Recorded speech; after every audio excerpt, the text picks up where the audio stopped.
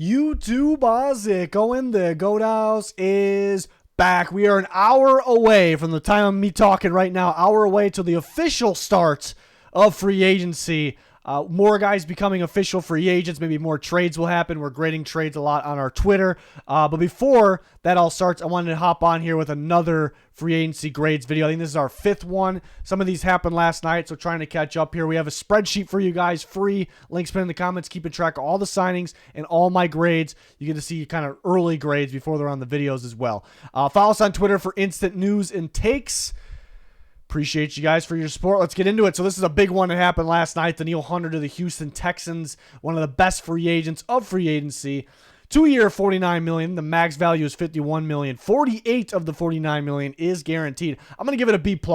So I like Danielle Hunter a lot. Big fan of Danielle Hunter. Big fan of him as a fit in D'Amico Ryan's defense. It makes them better. It makes them dangerous. Hunter, Will Anderson, scary good duo. It's going to help Will Anderson out. For all that, that almost says A range. But again, when I grade these, I don't just grade based off how good the player is, because then it would be pointless. So you just have a list of the best players to worst. I always go off value as well as the player and fit. But what bumps it down a little bit, I have it a B+. Overall, I like it. It's going to be fun to watch. Texans get better here. But yeah, it's a little risky. 48 out of 49 million is guaranteed, and you got a player that has had some durability concerns. Some injuries pop up in the past. He was healthy last year. He was great, led the league in tackles for loss. I'd say he stays healthy. Some of those injuries in the past, too, they were kind of like the types of injuries that like you're not worried about long term, like things that aren't going to pop up multiple times in the future, but we'll see. So there's a little risk there, but I mean, even if he gets injured, it looks like a fail. It probably is a fail. It's a miss, we'll call it, but it's not like they're out for, on cap space for years and years, a 2-year deal. So it's not really the end of the world, even though it may look like it, but overall, yeah, love the player, love the fit. Texans get a lot better. They're going to be fun to watch with young players developing, adding Hunter, adding Joe Mixon, good coaching staff. Excited about them for sure. So CJ Gardner-Johnson going back to the Eagles. I think what we have listed there is the max value, 3-year, $33 million. A lot of these are max value because that's kind of what comes out initially, but base value be a little bit under that. Both matter, though, obviously. A lot of the time, the players don't end up getting their base value because their base deal, because they're either cut before they get all that money, so obviously it wasn't a good signing, or they hit a lot of time players hit incentives if there are incentives, so they get a little closer to the max. So there's always people out there they act like the max value of the deal doesn't matter, right? It matters. That's why we talk about it. So both matter. But yeah, so it's a little bit more than I thought he would get, but again, it is max value. Because he was injured last year, and his best year by far was 2 years ago on the Eagles. So I didn't think I felt like he was worth this last year, but this year he thought he'd be worth less at this time of the year than last. So it was interesting. Not that I think it's like an overpay. I think because of his talent, he could be worth that. I just thought he would get a bit less, based on the situation where he's at and being injured for a portion last year. But I do think the Eagles, what they did here was, hey, we were really good with him. We were pretty bad without him, so let's get him. And I understand that. I do think like 99% of it was coaching, though. Jonathan Gannon, very good defensive coach, especially in the secondary with his background. Because again, Darius Slay looked like an all-pro that year. James Bradbury looked pretty solid. The other safeties look solid, and they just weren't the same last year with the coaching struggles that they had. But they should get better coaching with Vic Fangio. Gardner-Johnson should be a pretty good player in that scheme. But they paid a little bit more than I thought. I thought it was like, let's make sure we get this guy back. I don't know if you need to, because he's a slot guy that also can play safety. I don't know if it's 100% necessary to spend this much at that spot, but at the end of the day, he played well with the Eagles. Eagles played better with him. So I'll give it a B- as a good spot. I figured he was either going to go to the Eagles or the Titans. So there you have it. Next, we got the Colts bringing back Kenny Moore. So speaking of a defensive back that can play in the slot, Moore can also play outside, but they bring him back a 3-year, $30 million. I definitely think he's worth that. I'm just a little surprised again. I figured he would sign like a 1 or 2 year deal for maybe around $10 million, $8 to $10 million. But But yeah, for some reason I was, because he's a veteran guy, still playing very well. I mean, the Panthers game was ridiculous last year. Yeah, I'll give it a solid B. I thought he was much better and fit much better with more of the Eberflus defense. So it's interesting that he got a 3-year deal. But overall, I like the player, good player. If the Colts already needed a corner, if they lost him, they need him even more. So just feels like a solid B, right? Nothing like great about it, but definitely nothing near bad about it at all. So it just felt like a B for me. Kind of still waiting for the Colts to make some moves outside of their own guys here that that could help them make big impacts. Jordan Poyer went to the Dolphins, so his hometown there, but stays in the division, goes to Miami. Only a $2 million deal on 1 year. I made a rule this year that I'm not giving out A-pluses on 1-year deals anymore. I think that actually makes a lot of sense, because free agency is usually about getting guys like now, but for the future as well. There's always going to be steals at the 1-year deals. So A is the maximum you can get. If I still did A-pluses on 1-year deals, then this would probably be 1, because he's not as good as he once was, but he's still very, very good, very instinctive, smart safety. Him and Javon Hollins should be a lot of fun there in Miami. It's a very cheap, team-friendly deal. So I absolutely love that one. For Miami, it was a little bit of a surprise.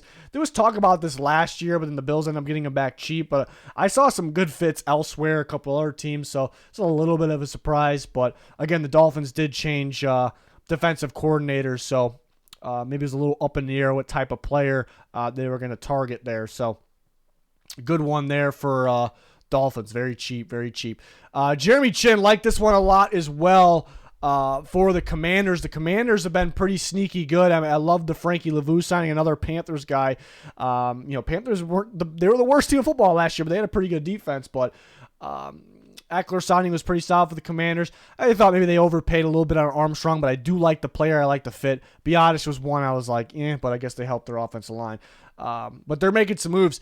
Chinn, he out of Southern Illinois, I didn't love the tape, and he had a lot of hype on him, but because he was going to have to move position slightly, like the type of safety was. And I said he could be good one day, but I thought he was kind of a raw prospect. And then right away, I'm like, man, I might have missed something here. He's coming along a lot sooner than I thought. He looks really good, really instinctive, and coverage is what really stood out, because people viewed Chinn as, he wasn't that great in coverage at SIU, but the way his build was and his play style was, you think he could be nasty up in the box. But what stood out to me was the coverage skills right away. And then he dealt with some injuries and some staff changes that didn't really call for a guy like Jeremy Chinn on that defense. So that knocked his value down a bit. The talent is still in there. The upside is still in there. I thought he was ahead of schedule. Seems like Dan Quinn gets the most out. I was going to say defensive backs, but defenders in general. Moving guys around too, like a guy that can be back in coverage, or a guy that's in the box, like how he had Jaron Curse, manning up on somebody. So I like it. Man coverage, pretty simple for a guy like Jeremy Chinn with his build, like his strength and his athletic ability. It makes a lot of sense with the Panthers last year why they're using him less. It's more of a cover 4 type defense. You just don't really. You don't really have a spot for Chinn, I suppose. I still like just playing the best players, but so I do like this fit a lot. 1 year, $5.1 million, definitely on the cheaper side there. So I gave that one an A. I'm excited about that fit for the Commanders. Next, we got Josey Jewell from the Broncos going to the Panthers. So it's a totally different linebacker, really. Well, in terms of I guess I shouldn't say totally different, but Frankie Lavou and Josey Jewell. They're different. Obviously, it's a downgrade. I was disappointed in the Panthers losing Lavou because he's been a key piece for the last 2 years. They cleared space, and they couldn't get him back, and he ended up going a little cheaper than I thought. But, so I'm still a little disappointed in the Panthers for that. But you do save money at $7.5 million. I do think Josey is worth around that. It's like right around the range. Like, so that's where he's at. I thought it was possible he could have went for cheaper. But it's right around where he's at. So nothing stands out big about that, great or bad. But they do save some money, and I do like the fit. He's a good linebacker. He makes plays. I do like the fit because Ejiro Evero was with Denver 2 years ago, and Jewell played very, very well under him. Tackled in the tackles department and getting his hands on the ball. Had a couple sacks as well. So maybe his best year, one of his better years. So there's a connection. There's a fit. You save a little bit of money. You still get a pretty good linebacker. So overall, I like that one. I'm going to go B+.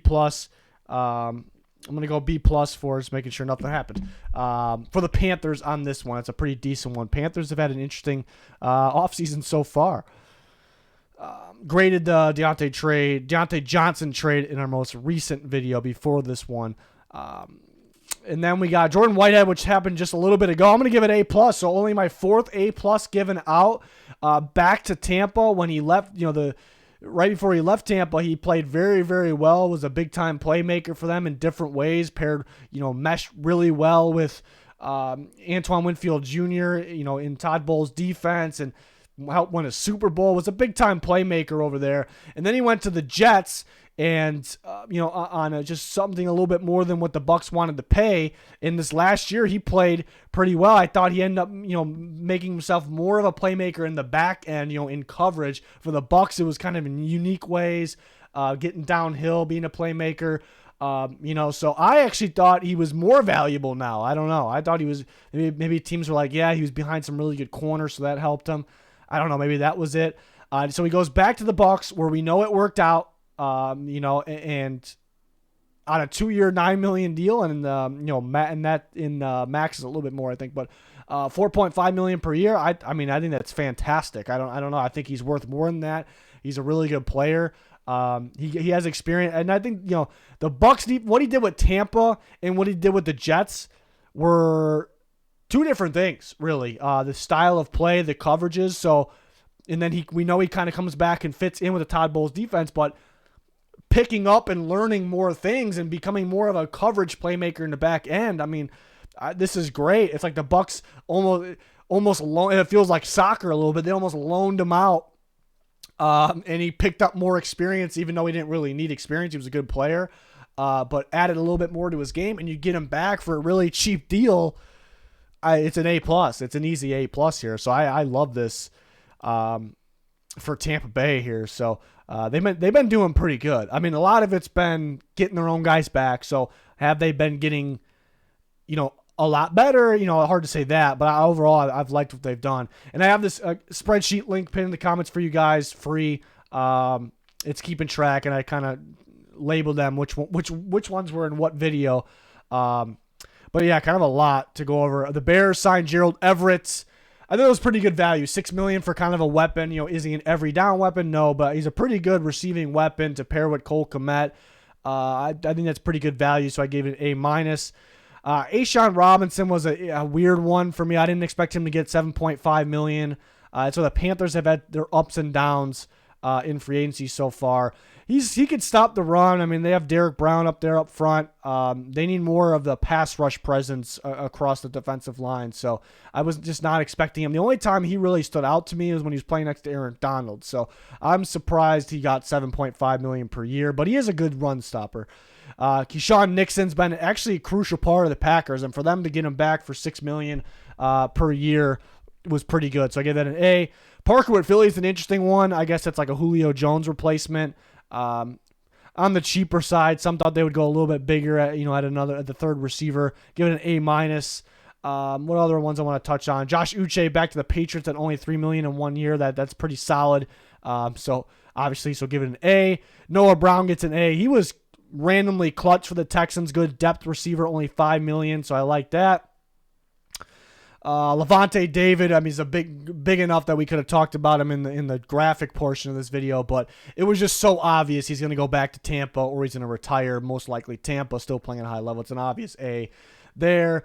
Raekwon Davis, was not expecting him to get $7 million. It's a guy with upside. He's a freakishly large guy you want to work with, but the Colts they already have DeForest Buckner. I know it's only one more year left, so maybe they're expecting him to be gone at some point. Not that Davis is the replacement, and then they brought back Grover Stewart. So I guess just depth, but for $7 million, some teams are signing guys that are starters at that money. And Davis hasn't really shown me anything yet, so I was a little shocked about that one. It didn't really make a whole lot of sense. So, yeah. Willie Gay is interesting. I do wonder how he'd be away from Spagnuolo's defense, but some similarities in the defense with Dennis Allen and his defense. So he's kind of a hit or miss guy. Makes a flashy play or takes a pretty bad angle and misses a tackle, but still got some upside. Again, I like the fit there. I gave it an A- on that one. Cardinals are making some weird signings, some like depth guys that might play a lot for them, and it would remind me of the Texans when they were first kind of like still trying to start a few years ago when they were trying to start their rebuild mode or process. They were signing random guys, like a bunch of them, and like guys that are depth guys for other teams, but maybe they'll play a bit or start for your team. And it made sense because they were rentals, they were still in rebuild, and they were getting compensatory picks out of these players.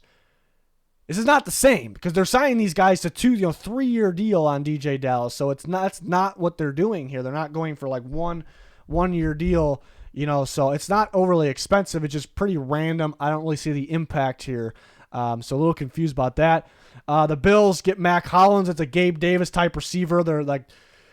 There's different types of receivers, obviously, on every single team. Gabe Davis was their outside big body guy, and the Bills could not pay him $13 million per year that he got. So in terms of that type of receiver, they had to get a replacement at cheaper, and Mack Hollins is exactly that type of receiver. And he's been pretty decent, could help on special teams. So I give it an A- for only $3 million per year.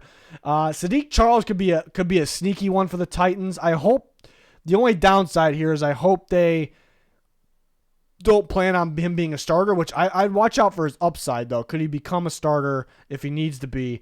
But hopefully this isn't fixing their offensive line issues. But I loved him at LSU. He played left tackle on what I think was the best, one of the best football teams I've ever seen, but the best college football team of all time. Played left tackle. Cushenberry, who the Titans signed, was on that offensive line as well. But then Charles got moved to guard, and it didn't really work out with the Commanders. The whole offensive line didn't work out with the Commanders. So and he goes to maybe the best offensive line coach in Callahan, in Tennessee. So that's one to watch out for there. Give it a B+. Hooper's kind of a random one. The Patriots always want their tight ends. Harrison Bryant's been very underwhelming. I thought he could have been a minimum deal, but he does have some upside. And one that just happened, I graded it right before I was going to record, is Dane Jackson. And Dane Jackson's got experience for a young guy, on the Bills, pretty good defense. I thought he would sign somewhere as kind of a sneaky signing at the minimum or close to the minimum. And the Panthers come out here and give him, a little bit more than minimum. I'm exaggerating there, but the Panthers go out there and give him a 2-year, 14.5. It's max deal, but still the max value is $7.25 million per year. I mean, that's like, there's teams that believe in that's a starting corner. Like there's teams that will not pay a lot corner, and they'll pay around this range, a little bit more to start at corner. And it's usually pretty decent guys. So I'd imagine he starts for the Panthers. That's a lot more than I expected.